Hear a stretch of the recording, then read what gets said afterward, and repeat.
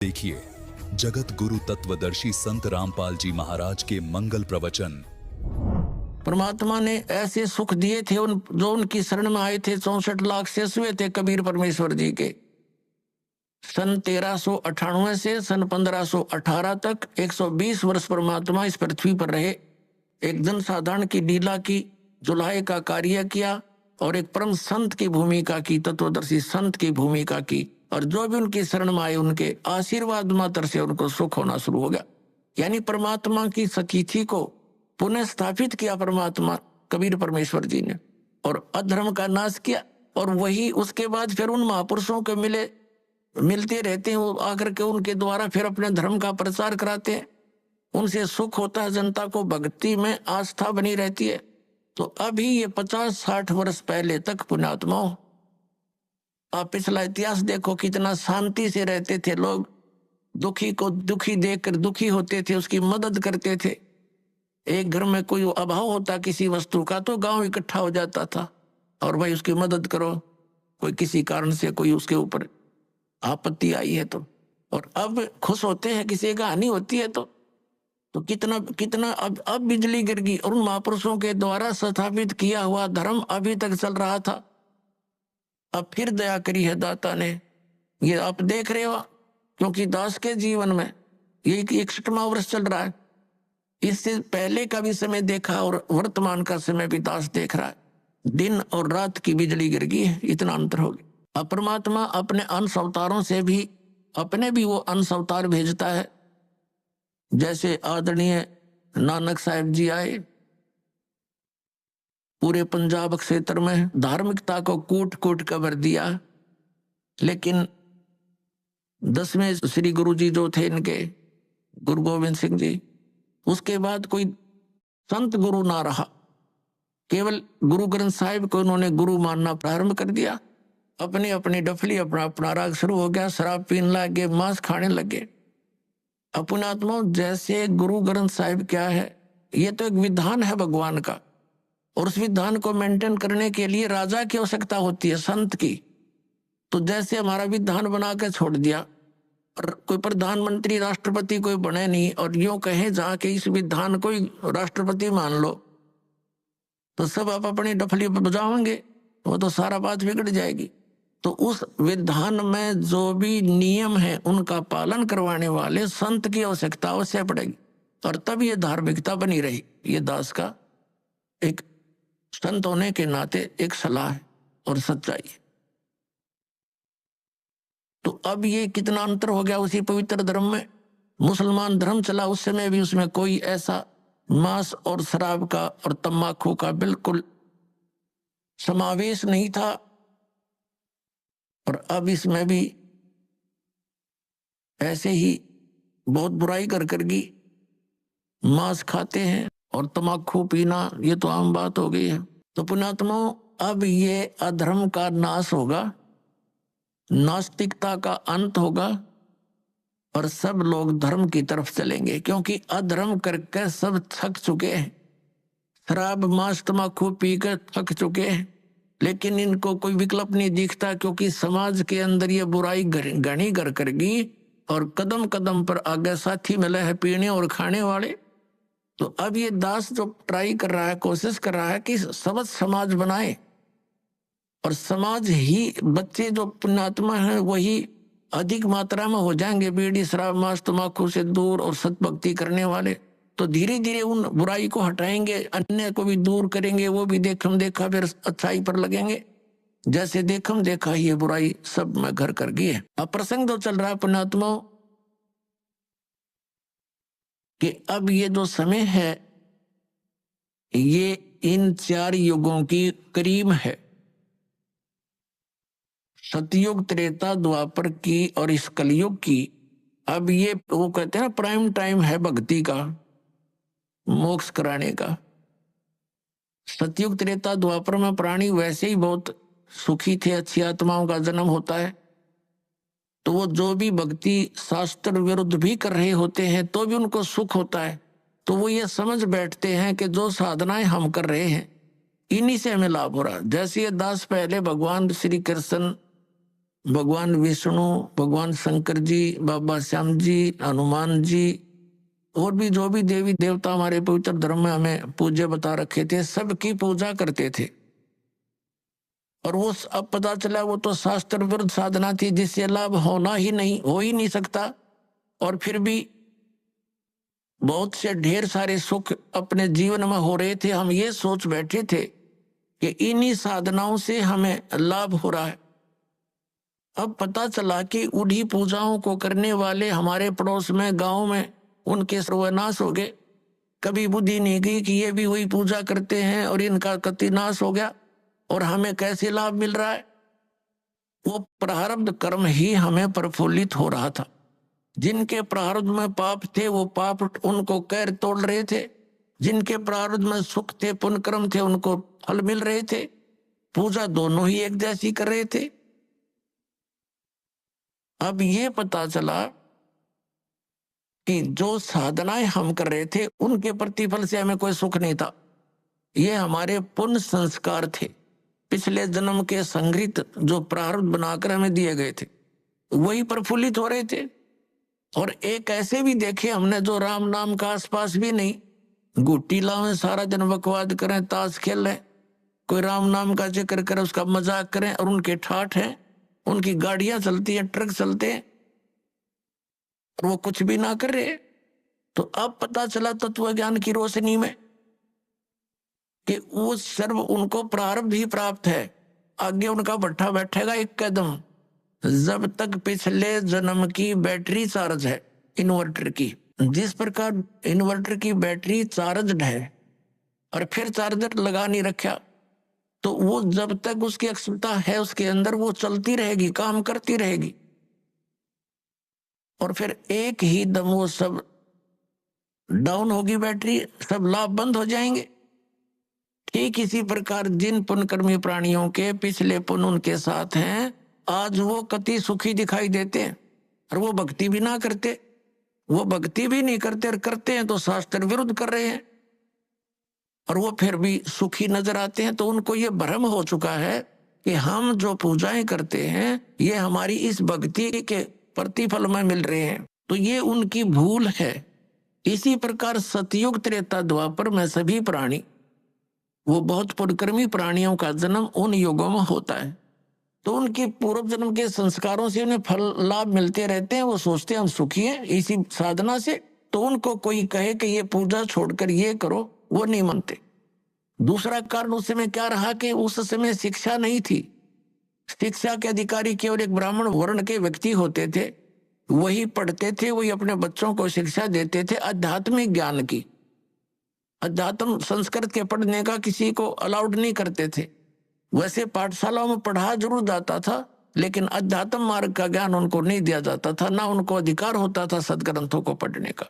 जैसा भी वो बताते थे उसी आधार से वो केवल क्रिया ही करते थे। गुरुजी ने जो मार्गदर्शन किया उसी तरह वो क्रियाएं करते रहे। और दूसरा ये था कि उस समय एक वेदों को ही आधार मानकर ज्ञान दिया जाता था, अन्य कोई शास्त्र या कोई विचार कोई व्यक्त नहीं करता था। कोई शास्त्र सदग्रंथ अन्य नहीं था वेदों के अतिरिक्त, तो उनको कोई शंका संशय नहीं था। और उनको जो मार्ग बताया जाता था वेदों अनुसार ओम नाम का जाप ही ऋषि लोग दिया करते थे, और कोई अन्य मंत्र नहीं देते थे। जैसे ये ओम नमः शिवाय आदि ये मंत्र नहीं जाप करते थे, वो तो बाद में करने लगे हैं लोग। तो केवल ओम नाम का जाप और 500 यज्ञ ये ऋषि जन करते और करवाते थे। तो उस समय जो साधना वो ओम नाम का जाप और गुरु परंपरा से करते थे, उनको भविष्य की पुण्य तो एकत्रित होते थे, लेकिन लाभ उनको पिछले ही संस्कारों से मिल रहा होता था। ओम नाम के जाप से उनको क्या लाभ होता था? ब्रह्मलोक प्राप्ति। जैसे आपने श्री महावीर जैन जी के जीवन में बहुत बार दास ने दिखाया है, वो महापुरुष तो वेदों अनुसार साधना करते थे, जिस कारण से 80 लाख बार तो वो देवता पद को प्राप्त किया उन्होंने। और फिर कितना कैर टूटा पाप के कारण, 60 करोड़ बार गधा, 30 करोड़ बार कुत्ता और बिल्ली थी, पता नहीं कितनी बार उन्हें ऐसे कष्ट भोगे। तो ये विधान है यहाँ के भगवान का। तो सतयुग, त्रेता, द्वापर में कोई भी प्राणी परमात्मा के इस ज्ञान को ग्रहण नहीं कर सकता। कोई ये कहे कि ब्रह्म से ऊपर भगवान है, और कोई ये कहे कि श्री कृष्ण और राम से ऊपर कोई शक्ति है, विष्णु और ब्रह्मा से ऊपर शक्ति है, तो सतयुग त्रेता द्वापर में लोग नहीं मानते, क्योंकि वो स्वयं सुखी होते। और इस कलयुग में क्या है, इस काल न करी थी हेरा फेरी हमारे साथ। क्या हेरा फेरी की थी कि परमात्मा से कहा था कि जब तुम्हारा वो प्राइम टाइम आवेगा कलयुग में पार करने का, तो उससे पहले मैं अनेकों पंथ अनेकों मजहब बना दूंगा, सबको भ्रमित करवा दूंगा, मंदिर मस्जिद गुरुद्वारे और इन तीर्थों तक सीमित कर दूंगा, श्री राम कृष्ण देवता आदि पर पूर्ण दृढ़ कर दूंगा।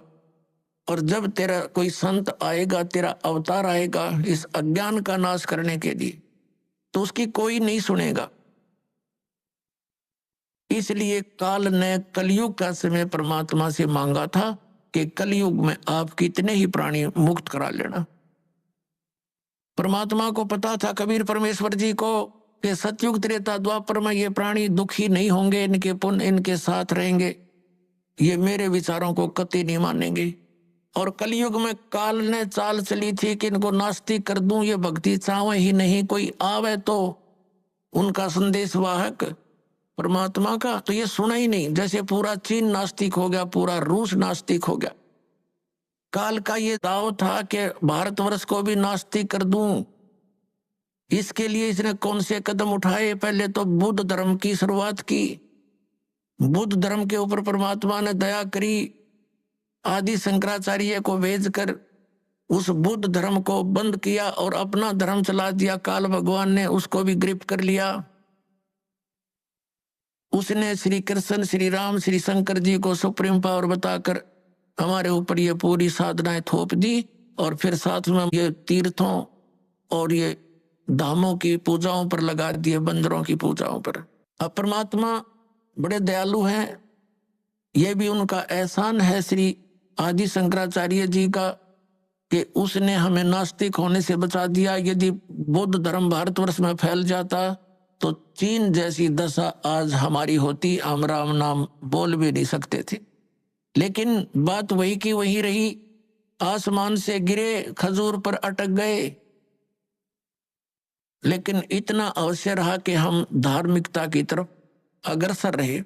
अब काल ने फिर दूसरा दाव खेला नास्तिक बनाने का। ये जितना राधा स्वामी पंथ, जय गुरुदेव पंथ, विनोद वाला राधा स्वामी पंथ, ताराचंद वाला, और ये सच्चा सौदा सरसा और जगमाल वाली वाला रियाड़क, यहाँ पर निकट सी है हिसार के पास है गंगुआ, और ये ठाकुर जी और ये कृपाल सिंह जी, ये सारे एक ही कुएं का जल है। श्री शिवदयाल जी के विचारों से प्रभावित हैं, उसी के आधार से प्रचार करें। अब ये क्या करते हैं, जैसे अपने हिंदू धर्म के सबके घरों में एक जोत जला करती देसी घी की, ये तो आम देखा होगा आपने।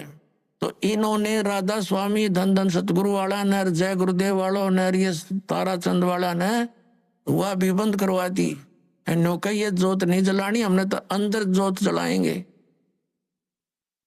बताओ, वो थोड़ा बहुत हवन यज्ञ का लाभ होना था, पुण्य बनना था, वो भी बंद करवा दिया। और इनका ज्ञान आपके पास है, वो कैसे वचन सुनाते हो, सतनाम, वही सतनाम है, वही सतपुरुष, वही सार शब्द, वही सार नाम, वही सचखंड, वही सतलोक, वही राधा स्वामी। ये इनकी अकल देखो।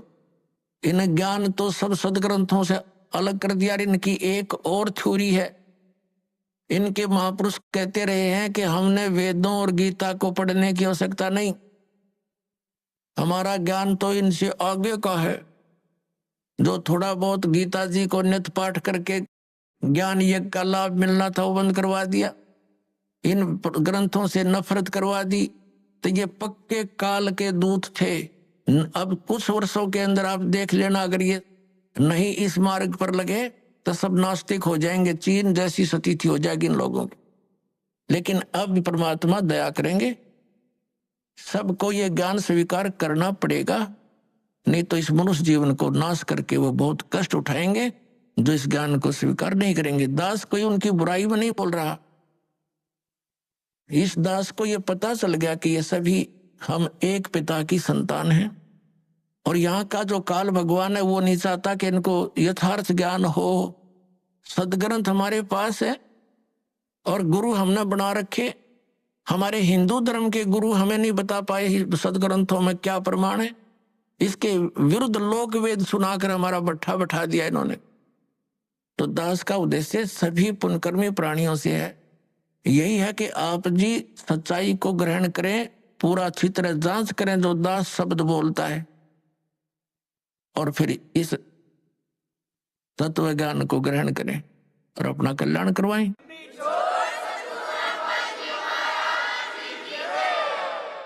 तो पुण्यात्माओं, प्रसंग चल रहा है कि ये वो समय है, अब इस अधर्म का नाश होगा और धर्म का विकास होगा।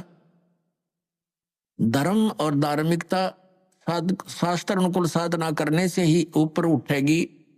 अभी तक हम शास्त्र विधि को त्याग कर मनमाना आचरण कर रहे थे, जिस कारण से हमें भगवान से मिलने वाला लाभ नहीं प्राप्त हुआ, और हम भगवान को भूल कर फिर हम स्वयं अपना लाभ प्राप्त करने के तरीके खोज लिए। जैसे किसी को टेंशन होगी तो वो गुट्टी लगाने लग गया, शराब पीने लग गया, टेंशन खत्म करने के लिए। जो निर्धन है वो पहले संतों के पास जाते थे, परमात्मा की विधि प्राप्त करते थे, संकट निवारण के लिए भी संतों के पास जाते थे। तो उनको जो साधना बताते थे, जो सही संत होते थे, तो उनको उनसे राहत मिलती थी। तो फिर वो व्यक्ति परमात्मा पर दृढ़ रहते थे। अब हम क्या करते हैं, जिस संतों के पास जाते हैं वो हमें साधना विधि बताते हैं, उनके द्वारा बताई साधना विधि को हम खूब तसल्ली से करते हैं, लेकिन राहत कुछ मिलती नहीं। तो हम दूसरे के पास जाते हैं, वहां से भी इसी प्रकार उनके द्वारा बताई साधना को हम करते हैं, फिर कोई लाभ नहीं होता। तो लास्ट में फिर हम क्या सोचते हैं, स्वयं ही धनी बनना चाहते हैं। टेंशन भुलाने के लिए तो गुटी लाने लग के दूना पाप कर लिया इकट्ठा, और फिर धनी बनने के लिए रिश्वत, मिलावट, चोरी, ठगी, ये बकवाद शुरू कर दी।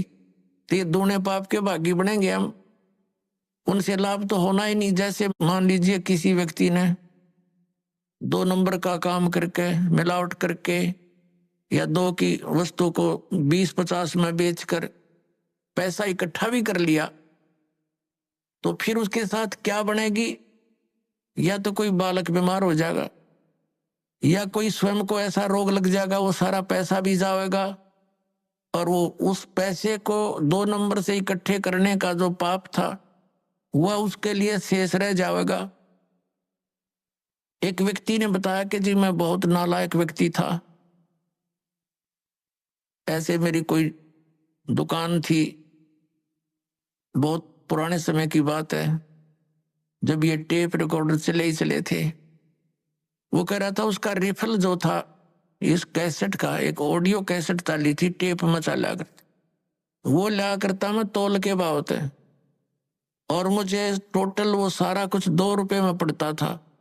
उस पे सोनी की स्टैंप लगी हुई होती थी, और उसको 32-30 रुपए में बेचता था, और वो तो टूट जाती थी 10-5 दिन में। फिर मैं उनको धमका देता था, मैं क्या करूं, तुम्हारा इंस्ट्रूमेंट खराब होगा। अब उस टाइम तो मुझे खूब पैसा आता नजर आया था, मैं ठाटम ठाट समझ रहा था। फिर मेरा इकलौता पुत्र रोगी हो गया, और उसके पहले तो लोकल डॉक्टरों को दिखाया, उनसे इलाज नहीं हुआ। किसी ने बताया कि वहां संत के पास जाओ, वहां जाओ, झाड़ा लगवाओ, झाड़ फूक भी साथ में दवाई भी चलती रही। फिर 1 वर्ष तो ऐसे चला, कुछ कभी राहत हो जा, कभी फिर बीमार हो जा। लास्ट में पता चला कि उसकी दोनों किडनी फेल होगी। उसके लिए ऑल इंडिया इंस्टीट्यूट दिल्ली में गए, दोनों किडनी फेल होगी, और गुर्दे बदलवाए, उसके एक गुर्दा बदलवाया। लगभग हमारा 3 लाख रुपए खर्च हो गया, 3.5 लाख के आसपास टोटल, जब से वो रोगी हुआ था। लड़का स्वस्थ हो गया, कोई बात नहीं, जो नुकसान हुआ सब्र किया। उसके विवाह की तैयारी कर रहे थे। 6 महीने के बाद, स्वस्थ होने के 6 महीने के बाद वही लड़का बस दुर्घटना में एक्सपायर हो गया। अब टक्कर मार के रो रहा हूं। जब से ये ज्ञान सुना है उस समय मुझे वो कुकर्म याद आते हैं मेरे, कि जिस बेटे को सुखी बनाने के लिए मैंने ये ऐसे जुल्म किए थे, वो बेटा भी ना रहा और वो धन भी ना रहा। अब मैंने बता कि अब तेरे पास क्या रहा? जो तूने पाप इकट्ठे करे थे वो धन इकट्ठा करने में, वो तेरे पास ज्यों के तो सुरक्षित है। अब इसने धर लीजिए सिर पे वहां धर्मराज के दरबार। तो फिर उसने दीक्षा ली। पुण्यात्माओं, गलती इंसानों पर, बहुत भक्तों पर हो जाती है, लेकिन जब तक उसको ये पाप नाशक औषधि नहीं मिलेगी वो पाप उसके ज्यों के त्यों रखे रहेंगे। तो कबीर परमात्मा दयालु हैं, उनको ये मालूम है कि ये बच्चे काल से भ्रमित ये ऐसी गलतियां कर रहे हैं, वो दयालु हैं। जैसे पुण्यात्मा, जब तक आपको ये ज्ञान नहीं होता और आपने जो भी गलती कर दी वो अक्षम्य है, माफ करने योग्य है, और अब ज्ञान होने के बाद बकवाद करोगे तो फिर आपको क्षमा नहीं होगी। जैसे बच्चा अबोध होता है, छोटा सा बालक होता है, पालने में झूल रहा है और उसने टट्टी पेशाब दोनों कर दिए और सब कपड़े भी खराब कर लिए, हाथ पैर भी ऐसे खराब कर लिए। माता आती है, वो देखती है कि इसने सारा कुछ बिगाड़ दिया काम, लेकिन वो उसे अक्षुब्ध नहीं होती, नाराज नहीं होती। उसको मालूम है कि इसको पता नहीं, उसको नवावेगी, धोएगी कपड़े, स्वच्छ कपड़े पहनावेगी, प्यार करेगी, फिर दूध पिलावेगी और फिर सुलावेगी। और जब वो बच्चा बड़ा हो जा और वो कितना कपड़ा में बैठ कर टट्टी कर दे, उसका दूध रहेगी दड़ाक और बाहर पटकेगी, हन्नू कहेगी ला दो गई ना अपने आप। तो ऐसे पुण्यात्मा, जब तक हम अबोध हैं, हमें यह ज्ञान प्राप्त नहीं हुआ, तब तक तो हम ऐसे थे, गलती करके हम अपने पापों से सने पड़े हैं। तो ये परमात्मा कबीर जी दयालु है, ये अपने बच्चों को धोएंगे। इन पाप नाशक दवाई है मालिक के पास, इनके पास एक मंत्र है जो दास आपको देगा, आपके सभी पापों का नाश कर देंगे, आपके प्रारब्ध के पापों का भी नाश करेंगे, आपके संचित पापों का भी नाश इस मंत्र से होगा। जैसे फसल में पहले खरपतवार हो जाता था तो उसका कोई विकल्प नहीं था, कुछ एक तो कसोले कस्सी से उसको थोड़ा बहुत खुरच देते थे, वो फिर भी हो जाता था। जब फसल बड़ी हो जाती थी तो उसका कोई विकल्प नहीं था, वो साथ ही पला करता था फसल के। अब एक ऐसी मेडिसिन खोज होगी है कि उसको फसल में डाल दिया जाता है तो खरपतवार का नाश कर देती है, फसल को हानि नहीं करती। इसी प्रकार ये मटेरियल यानी ये केमिकल और ये साल्ट पहले विद्यमान थे लेकिन खोज नहीं थी। इसी प्रकार ये मंत्र परमात्मा ने पहले ही हमारे सदग्रंथों में विद्यमान कर रखे थे, ये हाथ नहीं लगे थे। अब इसकी खोज होगी, इस दास के पास उपलब्ध है, और इसे सब पाप नाश हो जाएंगे और आपके पुण्य शेष रह जाएंगे।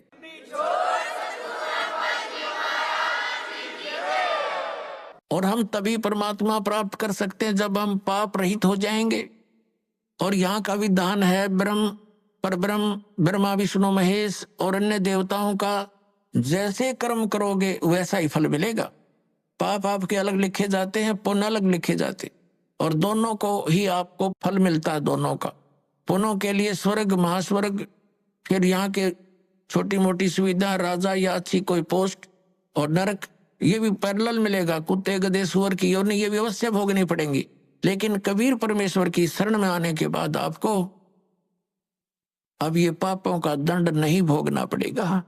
आपके प्रारब्ध के कर्मों का भी नाश होगा जो आपको हानिकारक होंगे। इसलिए तो भक्ति करते हैं, इसलिए परमात्मा की खोज करते हैं कि हमारे ऊपर कोई आपदा आवे तो परमात्मा हमारी रक्षा करे।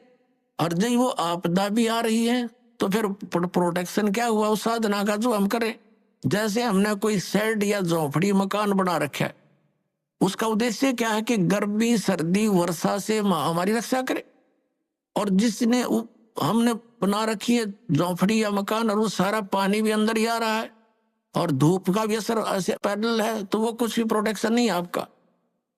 आप कितने नशे में पड़े हो और सोच रहे हो महल में बैठे हो, तो सारी आपदाएं आप पर आ रही हैं, तो साधनाएं आपकी वो सत्य नहीं है, शास्त्र अनुकूल नहीं है, इसलिए आपको कोई लाभ प्राप्त नहीं हो रहा है। तो उसकी प्राप्ति के लिए आपने परम संत की खोज करनी पड़ेगी।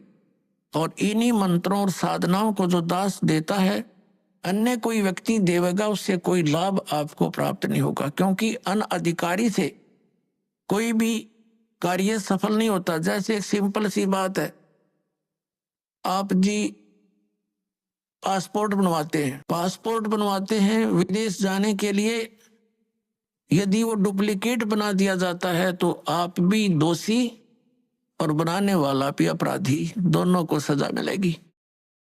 इसी प्रकार हमने जाना सतलोक, और ये पासपोर्ट बनाने का आदेश केवल इस दास के अतिरिक्त इस ब्रह्मांड में नहीं है, ये सत्कर मान लेना। और इसके अतिरिक्त जो भी कोई नाम दान साधना दे रहा है, वो शास्त्र विधि त्याग का मनमाना आचरण है उनका, और वो डुप्लीकेट नाम दे रहे हैं, उनसे कोई लाभ आपको नहीं होना। और इन मंत्रों को भी यदि इस दास से कोई प्राप्त कर चुका है और वो दुष्ट आत्मा स्वयंभू संत बनकर उनको आगे दान कर भी रहा है, तो डुप्लीकेट पासपोर्ट बना रहा है वो, उससे भी आपने बचना है। इसी करके ये काल हमारा बट्ठा बटवाता है, ये पैरेलल खड़ा कर देता काल के दूतों को। भगवान आए थे, एक कबीर पंथ चला था, उसके बाद काल ने 12 कबीर पंथ चला दिए, सबको भ्रमित कर डाला। परमात्मा कबीर जी वाली एक भी साधना उन पंथों में नहीं, नाम कबीर पंथ है। तो इससे आपने अब सतर्क रहना है। पीछे जो गलतियां हो चुकी हैं उनसे बचकर ही हम आगे सफल हो सकेंगे। वो उदाहरण भी आपको दिए जाते हैं। अपनात्मा हमारे सदग्रंथ हमारे साथ हैं, हमारे पास हैं। जैसे प्रसंग चल रहा था कि जो मंत्र आपको दिए जाते हैं ये यथार्थ जाप साधना है, सदग्रंथों में वर्णित है। और जो आपको दास साधना विधि और ज्ञान बताता है वो सूक्ष्म वेद से बताता है। तत्व ज्ञान रूपी 5वां वेद जो है, जो सच्चिदानंद घन ब्रह्म की वाणी में वर्णित है, उसके आधार से आपको ज्ञान देता है। तो उसके अंदर कंप्लीट ट्रीटमेंट है, यो पूरा कोर्स है। जैसे आप जी ने पवित्र हिंदू धर्म के धर्मी पुरुषों ने, भक्तों ने, बहनों ने पुराणों को खूब पढ़ा है, श्रीमद् भगवत गीता को भी पढ़ा है। श्रीमद् भगवत गीता में केवल एक मंत्र है, ओम, 8वें अध्याय के 13वें श्लोक में, वो ब्रह्म का मंत्र है। ओम इति एकाक्षरम ब्रह्म व्यवहारण माम अनुस्मरण ये प्रियाति तजन देहम स याति परमाम गतिम। उसका भावार्थ ये है कि गीता ज्ञान दाता ये ब्रह्म है, श्री कृष्ण जी में प्रवेश करके बोल रहा है। ये कह रहा है कि मुझ ब्रह्म का केवल एक ओम मंत्र है, नथिंग एल्स, ये एक अक्षर है। और इसका उच्चारण करके सिमरण करता हुआ जो शरीर त्याग कर जाता स याति परमाम गतिम, वो ओम से मिलने वाली जो परम गति उसको प्राप्त होता है। ओम से क्या होती है? ब्रह्मलोक प्राप्ति। ब्रह्मलोक में गए हुए प्राणी भी वापस आते हैं। 8वें अध्याय के 16वें श्लोक में गीता जी में ये भी स्पष्ट किया हुआ। और गीता ज्ञानदाता स्वयं भी दूसरे अध्याय के 12वें श्लोक में, चौथे अध्याय के 5 और 9 श्लोक में और 10वें अध्याय के दूसरे श्लोक में कहता, अर्जुन तेरे और मेरे बहुत जन्म हो चुके, तू नहीं जानता मैं जानता। इसे सिद्ध है कि गीता ज्ञान दाता भी अविनाशी नहीं है, ये नाशवान है। तो इसके भगत भी नाशवान, जन्म मृत्यु समाप्त नहीं होगी। फिर गीता जी अध्याय नंबर 17 के श्लोक नंबर 23 में साधना का ज्ञान है। 3 मंत्र बताए हैं, ओम तत्सत इति निर्देश ब्रह्मण त्रिविधि समर्थ है, यानी सच्चिदानंद घन ब्रह्म, उस परम अक्षर ब्रह्म की प्राप्ति के लिए ये 3 मंत्र की मजदूरी है, साधना है। अपनात्मा और कोई मंत्र इसमें जाप नहीं। तीसरे अध्याय के 10 से लेकर 15 तक श्लोकों में गीता जी में यज्ञों की जानकारी दी है, विधि नहीं बताई है, यज्ञों का लाभ बताया है। तो ये सब सारा कुछ कंप्लीट जो कोर्स आपको दिया गया है, ये कहाँ लिखा है? ये सूक्ष्म वेद में लिखा है। पुराणों के अंदर आप जी पढ़ते हो, कहीं पर हरियम नाम है, कहीं पर कलम नाम लिखा है, कहीं पर श्रम लिखा है। ये कहीं कोई जाप करने का बताया, किसी ने कुछ बताया। तो परमात्मा ने आकर के सतयुग के प्रथम चरण में ब्रह्मा जी आदि कईयों को मिले थे, वो महापुरुषों को मिलते हैं, उनका गुण है। तो उनको ये कंप्लीट प्रथम मंत्र देने की, बताने की चेष्टा की थी तो उन्होंने उनको स्वीकार ना करके उसमें से अपने अपने स्वार्थवश मंत्र निकाल लिए और उनकी साधना शुरू कर दी। और ये ऐसे जो मंत्र हैं, स्ट्रॉन्ग मंत्र हैं, इनके जाप से शीघ्र ही लाभ प्राप्त हो जाता है। जैसे एक बार ये दास एक शहर में पाठ कर रहे थे, पर गांव गांव में, घर घर, नगर नगर में जाते थे हम श्रद्धालुओं के। 3 दिन पाठ करते थे, सत्संग सुनाते थे, सब परिवार को बैठाकर समझाया करते थे। तो उनका एक पड़ोसी था, उसको बुला लिया, कहा जो आप भी सत्संग सुन लो, ज्ञान सुनो। सत्संग सुनने के बाद वो पास में आकर बैठ गया। 5-7 भगत थे। वो कहने लगा, जी मुझे तो वो मंत्र दे दे जिसमें नरी माया माया इकट्ठी हो है, और नहीं चाहिए मैंने कोई भी, मोक्ष मास की मुझे जरूरत नहीं।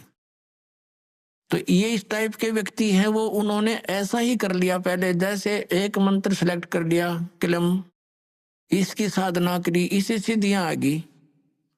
उस सिद्धि एक हल्दी की गांठ प्राप्त करके पंसारी बन गए, कर लिया ना सपना भी। फिर किसी ने दूसरा मंत्र शुरू कर दिया, श्रम श्रम करेंगे, तो उससे ये दुर्गा का मंत्र है, इससे शक्ति माया की सिद्धि हो जाती है, छोटा मोटा कार्य सिद्ध हो गया, फिर चौड़ चपट। तो ऐसे यू काम बिगाड़ रखा था। अब ये कंप्लीट कोर्स आपको दिया गया है, इसको ऐसे ही करना पड़ेगा। क्योंकि यदि हम एक सूंठ खाएंगे, सौंठ, तो वो सौंठ का ही गुण देगी, और उसको अन्य औषधियों के साथ मिलाकर प्रयोग किया जाएगा तो उसका गुण बदल जाता है। ठीक इसी प्रकार हम इस विधि को प्रयोग करेंगे, इस प्रकार से हम साधना करेंगे तो उसका फल होगा। जैसे आज प्रसंग चला था कि प्रथम मंत्र भी आपको दिए जाते हैं, और सतनाम के अंदर भी उन्हीं मंत्रों का कुछ समावेश है। तो कुछ भोली आत्मा ये भ्रमित हो जाते हैं कि बताओ वो नाम भी उधर भी वही है, उलट पुलट करके यहाँ दे रखे। इनमें बहुत अंतर होता है। जैसे एक आयुर्वेद में लिखा है कि शहद और घी को यदि समान मात्रा में मिला दिया जाए तो विष बन जाता है, और उसको विषम मात्रा में बनाया जाए तो वो अमृत बन जाता है। जैसे 2 चम्मच शहद और 1 चम्मच घी डाल दिया तो अमृत बन गया, और दोनों 1-1 चम्मच मिला के खा लिया तो विष का काम करता है। तो इसी प्रकार वेद को पता होता है कौन सी औषधि किस प्रकार मिलाने से ये गुण युक्त होती है। तो ये दास इस अध्यात्म मार्ग का वेद है। आप एक सिंपल समझो विद्यार्थी हो, आप जन्म मरण रोग के रोगी हो। अभी आपने सुने संत रामपाल जी महाराज के मंगल प्रवचन।